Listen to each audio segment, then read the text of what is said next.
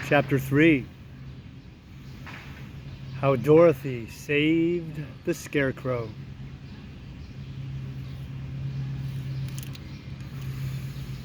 When Dorothy was left alone, she began to feel hungry. So she went to the cupboard and cut herself some bread, which she spread with butter. She gave some to Toto, and taking a pail from the shelf, she carried it down to the little brook and filled it with the clear, sparkling water. Toto ran over to the trees and began to bark at the birds sitting there.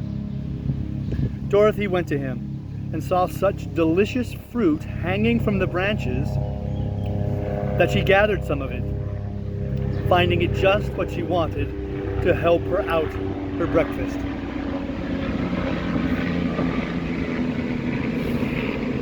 Then she went back to the house, and having helped herself and Toto to a good drink of the cool, clear water, she set about making ready for the journey to the City of Emeralds. Dorothy had only one other dress, but that happened to be clean and was hanging on a peg beside her bed.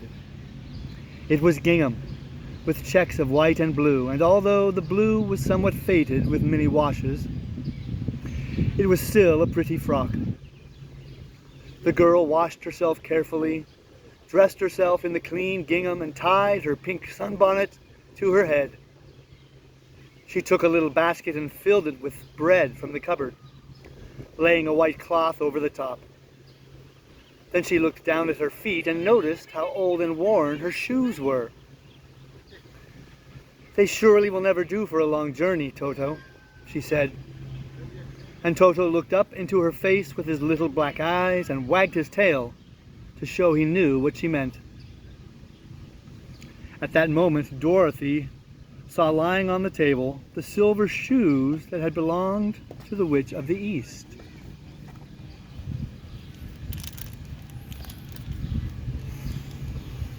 "I wonder if they will fit me," she said to Toto. "They would be just the thing to take a long walk in, for they could not wear out." She took off her old leather shoes and tried on the silver ones, which fitted her as well as if they had been made for her. Finally, she picked up her basket. "Come along, Toto," she said. "We will go to the Emerald City and ask the Great Oz how to get back to Kansas again." She closed the door, locked it, and put the key carefully in the pocket of her dress. And so, with Toto trotting along soberly behind her, she started on her journey.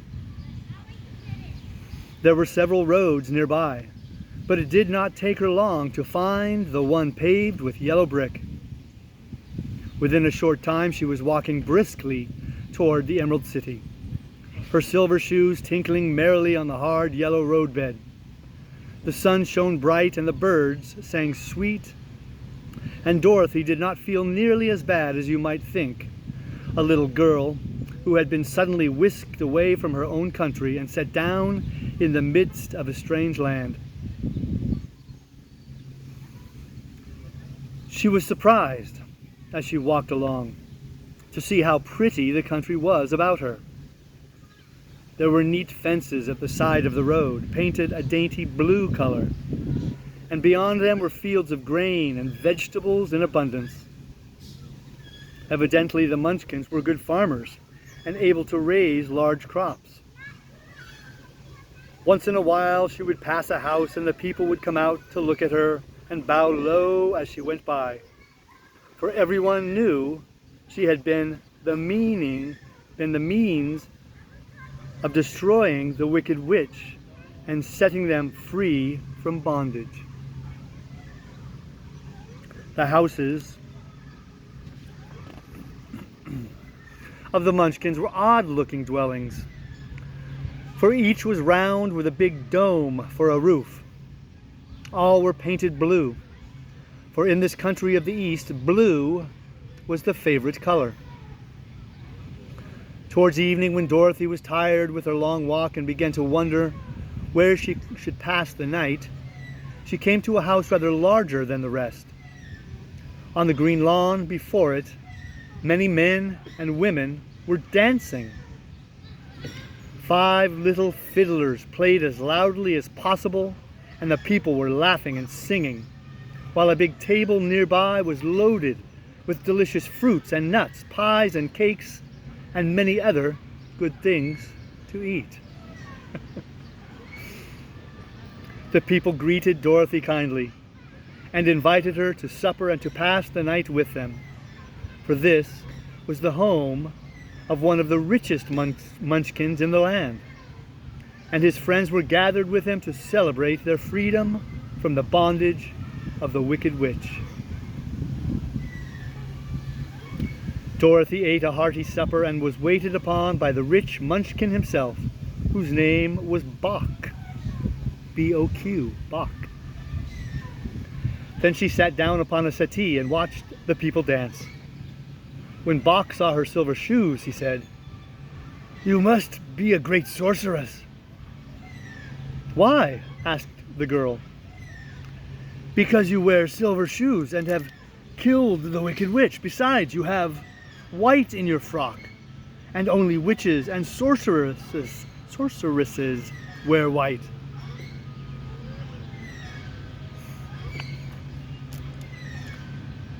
"My dress is blue and white checked," said Dorothy, smoothing out the wrinkles in it. "It is kind of you to wear that," said Boq.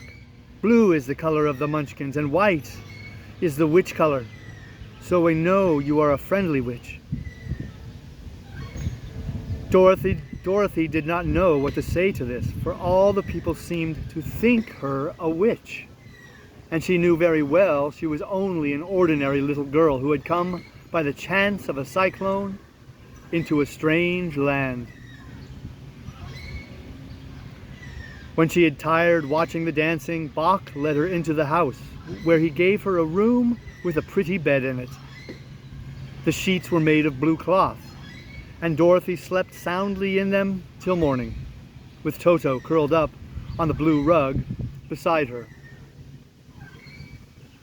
She ate a hearty breakfast and watched a wee munchkin baby who played with Toto and pulled his tail and crowed and laughed in a way that greatly amused Dorothy. Toto was a fine curiosity to all the people, for they had never seen a dog before. "How far is it to the Emerald City?" the girl asked. "I do not know," answered Boq gravely, "for I have never been there. It is better for people to keep away from Oz, unless they have business with him. But it is a long way to the Emerald City, and it will take you many days. The country here is rich and pleasant, but you must pass through rough and dangerous places before you reach the end of your journey." This worried Dorothy a little, but she knew that only the great Oz could help her get to Kansas again, so she bravely resolved not to turn back.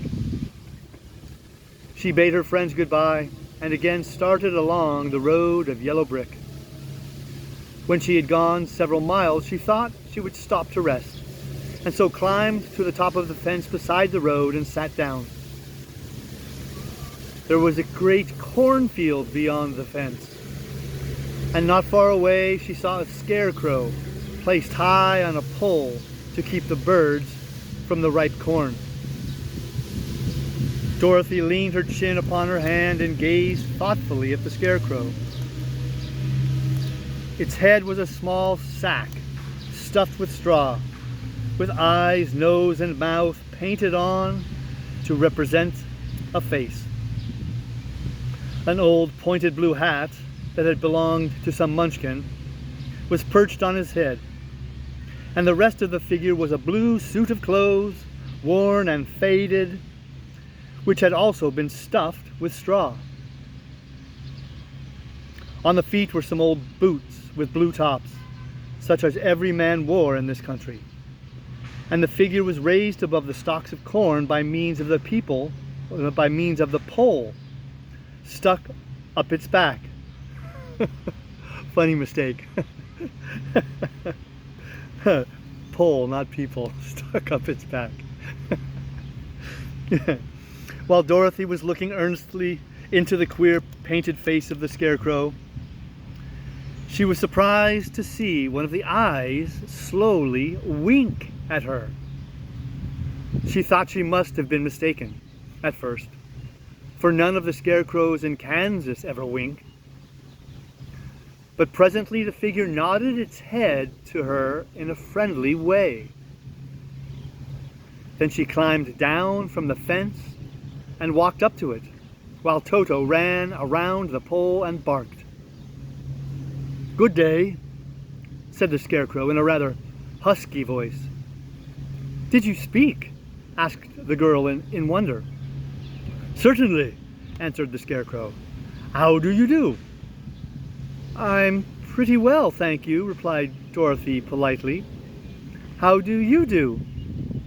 "I'm not feeling well," said the Scarecrow with a smile, "for it is very tedious being perched up here night and day to scare away crows." "Can't you get down?" asked Dorothy. "No, for this pole is stuck up my back. If you will please take away the pole, I shall be greatly obliged to you." Dorothy reached up both arms and lifted the figure off the pole, for, being stuffed with straw, it was quite light. "Thank you very much," said the Scarecrow when he had been set down on the ground. "I feel like a new man."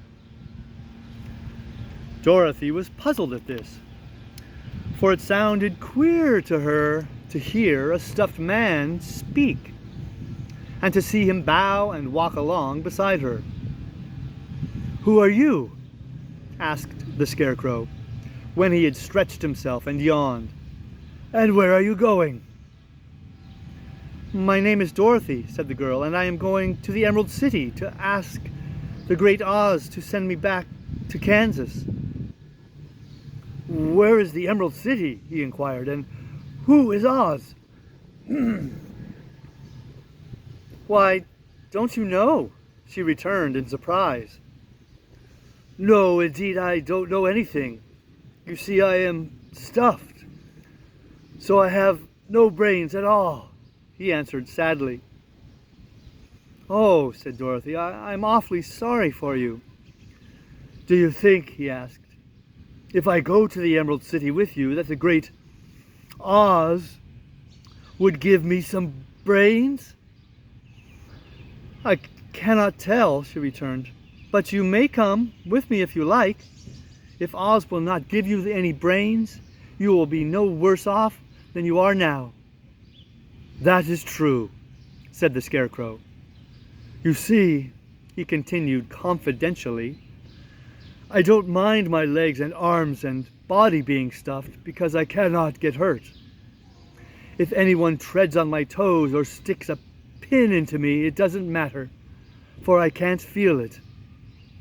But I do not want people to call me a fool, and if my head stays stuffed with straw instead of with brains, as yours is, how am I ever to know anything?"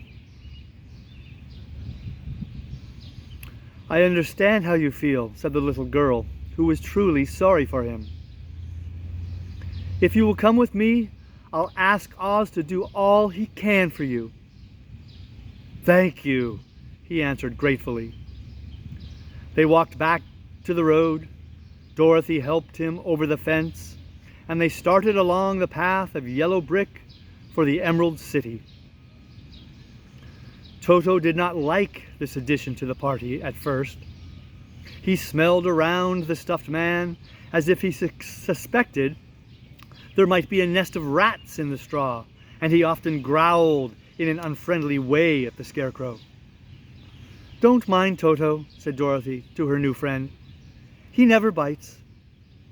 "Oh, I'm not afraid," replied the Scarecrow. "He can't hurt the straw. Do let me carry the basket for you. I shall not mind it, for I can't get tired." "I'll tell you a secret," he continued. as he walked along. "There is only one thing in the world I am afraid of." "What is that?" asked Dorothy. "The Munchkin farmer who made you." "No," answered the Scarecrow. "It's a lighted match."